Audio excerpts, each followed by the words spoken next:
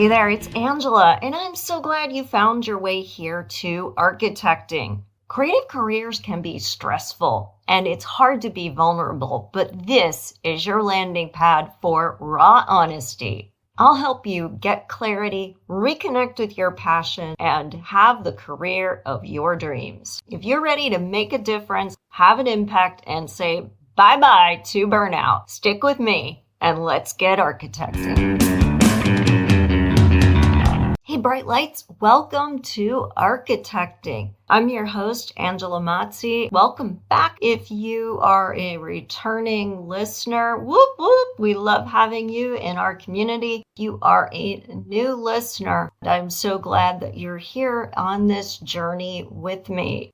My goal is to provide you with the resources you need to have the most impact possible in your career. Together, we are stronger when we can reframe some of the bias that exists in creative careers. We can empower ourselves to do better work in less time without all of the stress, overwhelm, and burnout. And I do have one ask. Please subscribe to the podcast wherever you are listening. When you subscribe, you tell the algorithm that this is a show worth showing to other people, and you help us to have a broader reach and build a bigger coalition so we can make even more of a difference. We know we need it.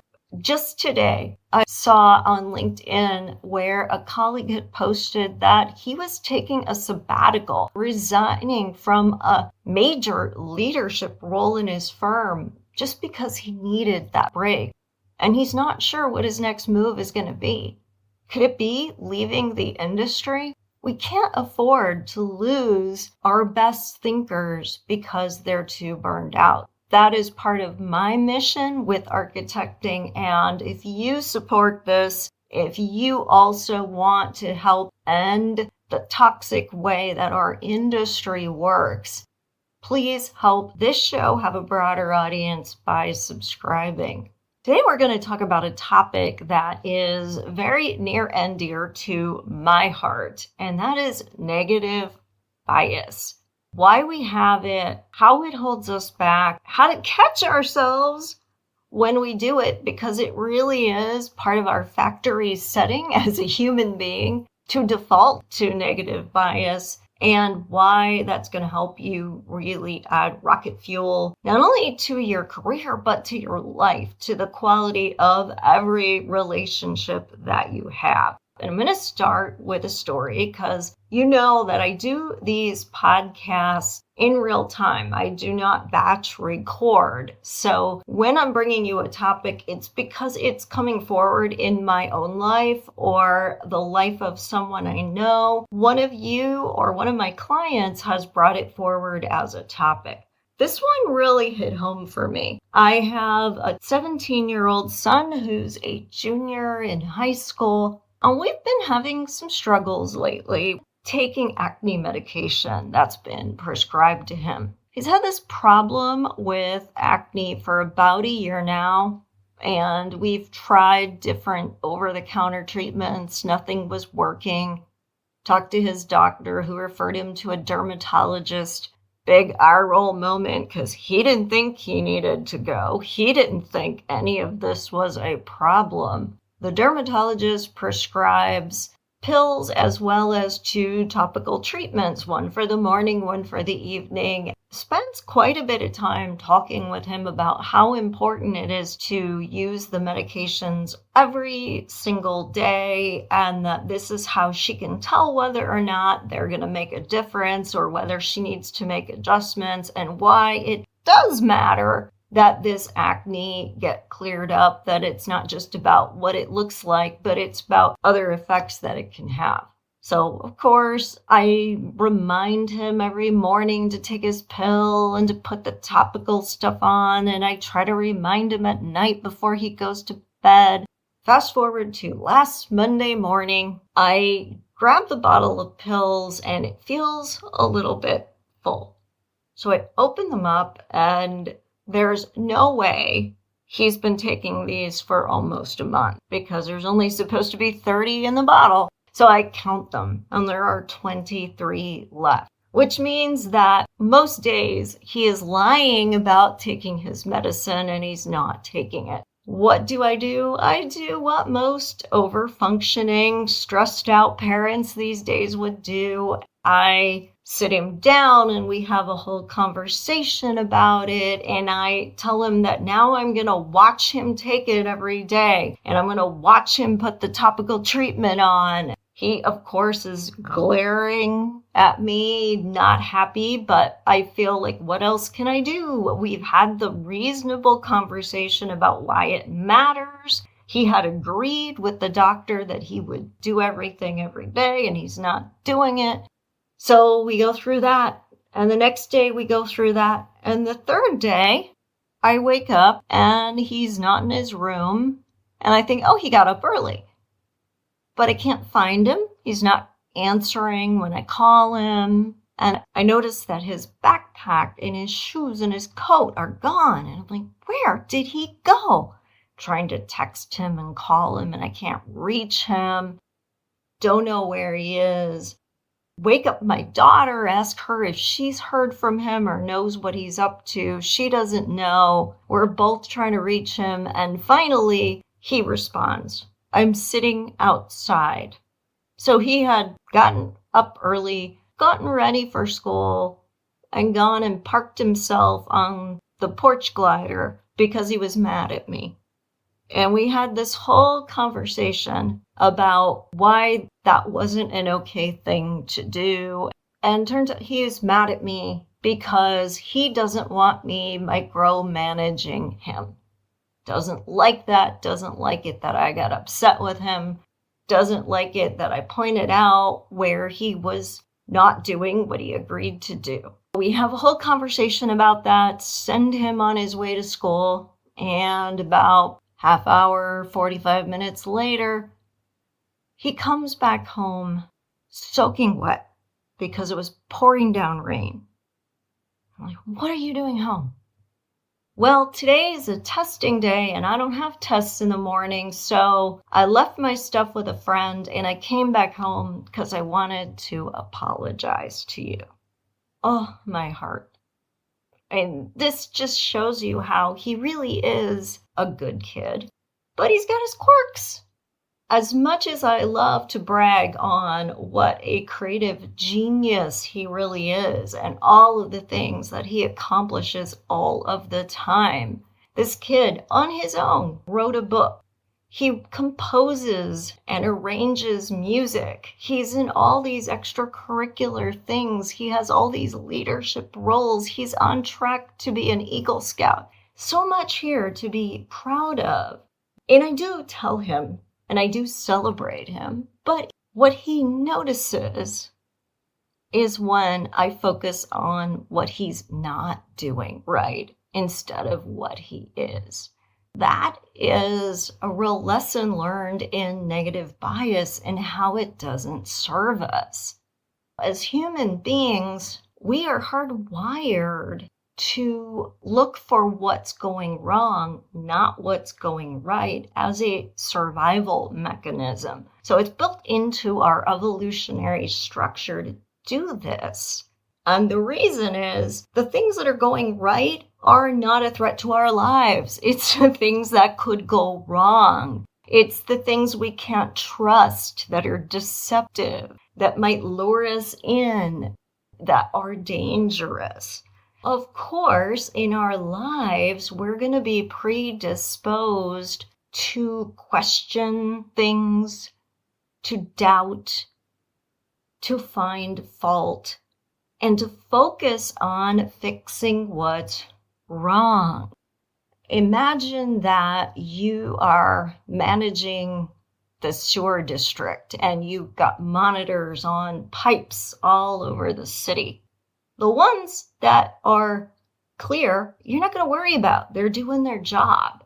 The ones that are clogging up, though, are the ones that need your attention because that's a problem. And that's a problem that could have very catastrophic consequences if you don't fix it. You've only got so much energy. Where are you going to put your energy? You're going to put your energy toward the problem, towards fixing what isn't performing optimally. You're not going to worry about the stuff that's doing just fine, or maybe even performing better than expected because it's not an imminent threat.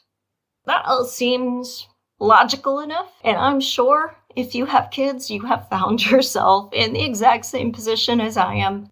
The things that we get on their case about are usually the little things.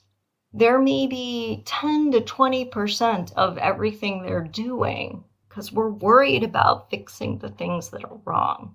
But today I want to challenge you to flip the script on this, because if we really want to live that more elevated existence, we can't be focused on the problems. Here's why. When we're focused on the problems, we're focused on lack, we're focused on what we don't have, we're consumed with the struggle. We are essentially, in some form or another, not feeling safe. If it's a problem with your kids, you don't feel safe because you may have failed them. If you don't do a good job of helping them be their best selves, or you may fear being judged by other people about how good of a parent you are. If it's related to something that you're doing at work, you're focusing on what's going wrong, or where the team isn't performing, or mistakes were made, because you're worried that you're not going to be able to deliver what was promised, or that the quality will be lacking, or that the client will be upset with you. Think about all the ways that we can reduce whatever the negative thing is that we're focused on down to fear, down to that evolutionary hardwiring to survive. Fear is a stress response.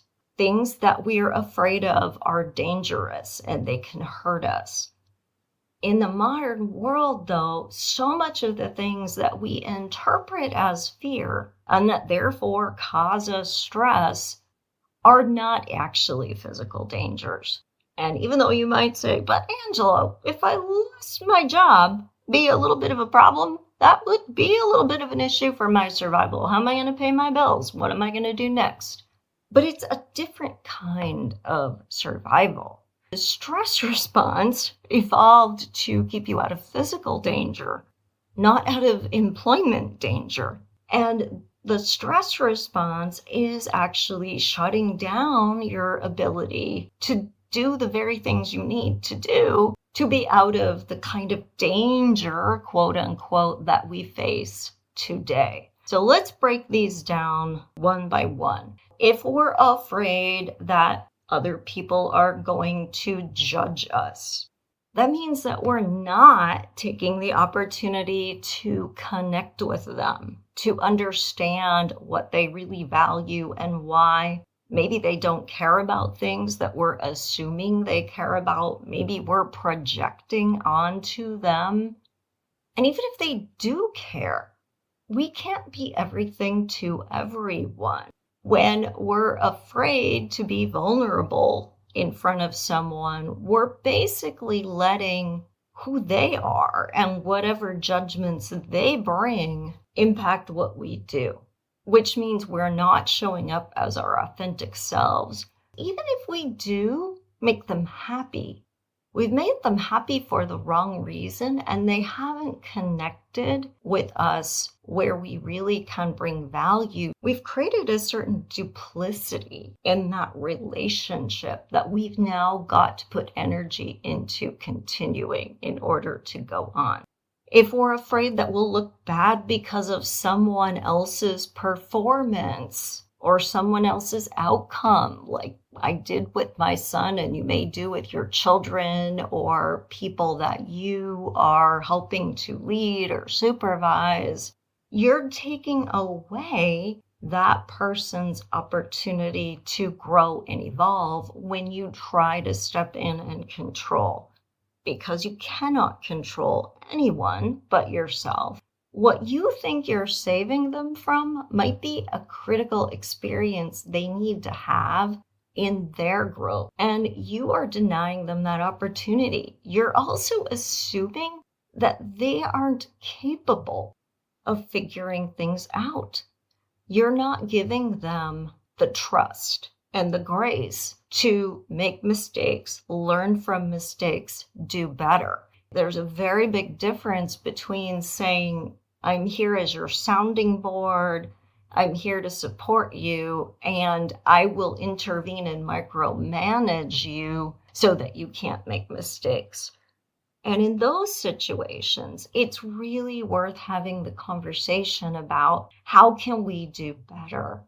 Not what we did wrong, but how someone could do better. We spend a lot of time on this podcast talking about unwinding that stigma of failure. Failure is how we learn. That failure doesn't mean that you shouldn't try again. It is not a sign from the universe that you were never meant to do this thing.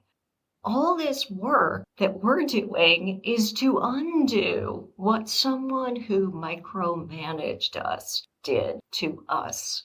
They made the price of failure too high. Failure cost us their trust, their good graces. Failure came with very harsh consequences. So it became something we feared. And if we're doing all this work to overcome all of those limiting beliefs about failure, why would we perpetuate them in the way we treat other people? If failure really is okay, if failure really is part of how we learn and grow, we gotta stop taking someone else's failure personally and help them learn how to fail forward, not how to fail catastrophically. And that is a conversation that I had with my son. And is he 100% better? No, he still forgets, take his medication, but he's becoming more aware. And we have to recognize that it's a process. And when we celebrate someone for what they're doing right, we motivate them to do more of it. When we make someone wrong, we trigger that anger, guilt, and shame response, which most of the time doesn't motivate them to do better. It makes them feel like they can't do it. So we take away their agency. We also take away their self-efficacy, focusing on the fear, instead of focusing on where we have power and where we actually can have control. And the last way that we experience this negative bias is in our own fear of failure. We talked about failure a little bit in terms of other people's judgment of us, or someone that we felt responsible failing being a reflection on us. It's also just when you were so sure you knew what you were doing and things didn't turn out the way you wanted them to. And it's very, very easy in those moments to feel ashamed, like a victim, very much like we need to hide or sugarcoat what happened. And we take our failure as a sign that we should never, ever, ever take a risk again. So we start to become very risk adverse because we want to get the win, even though the win may not be serving us or leading us to what we really want to be doing. We just want to get the gold star for the day. It's not going to get us work in our zone of genius. It's not going to really impress people if that was what we were trying to do anyway. So how do we flip the switch on all of this? We do it by focusing on what we do have and what we want and where we're making progress. If you feel judged by someone, first of all, check in with yourself. Is this real or is this a story in your head? And if it's a story in your head, then you need to think about why you're projecting onto another person and using that as a way to hold yourself back. Would they really feel this way? Or are you just making a lot of assumptions? If someone has actually expressed a negative opinion of something that you're doing or skepticism, instead of internalizing it and going down the anger, guilt, shame spiral, you need to call a time out there and you need to ask more questions. So you can thank them for their insights and you can ask them a little bit more about why they feel that way or what advice they would have, or explain why it's important to you and ask them for insights on how to avoid some of the pitfalls that they're worried about. Maybe even ask them to help you, or ask if they have ways that they would do it better. You can flip that around when you aren't so focused on yourself and how you're being perceived, but instead are making the thing that you want to accomplish the star of the show, not you. If it's an outcome based on somebody else and how they're performing or not performing, you need to have a conversation with them. We can't push people to go where they don't want to go. We can't assume that we know best all of the time. So this is the chance to have that real conversation about what do you want and why do you want it? And are we assuming that you want certain things in your career or in your life or out of your day that don't really matter to you or that won't really make you happy? So we need to recalibrate expectations, or we need to work in a different way, or we need to think about if you're even in the right career. If you can ask the person about motivations, you can tune in to what they really want for themselves. Then you can work with them at a whole different level. The story with my son, he actually takes a lot of pride in his music work and his professionalism, both in terms of the quality of his work, the attention and the focus that he brings to a performance, and to his appearance. He will dress up in a suit and tie when no one else will because it matters that much to him to be professional. So we talked about why that matters and how that could then translate to other parts of his life where he could be just as professional. Finally, if you're worried about your own failure, if you are afraid to even start something because you're afraid you won't be good at it, or you worry about the consequences of a failure, to turn that around, you need to think about where you want to go more than how you can stay where you are. You need to think about the resources that you need to do something and to ask for those resources. You need to realize that failures are learning opportunities and to be grateful for what you've learned. Probably heard the phrase, things don't happen to you, they happen for you. And when you look at what you can learn from an outcome that might not have been the outcome you wanted, then you can start to see how you can recalibrate. Recalibrate can mean trying in a different way. Recalibrate can mean putting different resources into play. Or recalibrating can mean walking away from something. Which one is the right answer is going to be based on what you learned. Thanks for listening. If you want even more content, head on over to architectingpodcast.com and subscribe to my newsletter and get some great free downloads while you're there. Be sure to follow me on social media. On Instagram at Architecting Podcast, Facebook and LinkedIn pages are Architecting, and the YouTube channel Architecting Podcast. Stay inspired.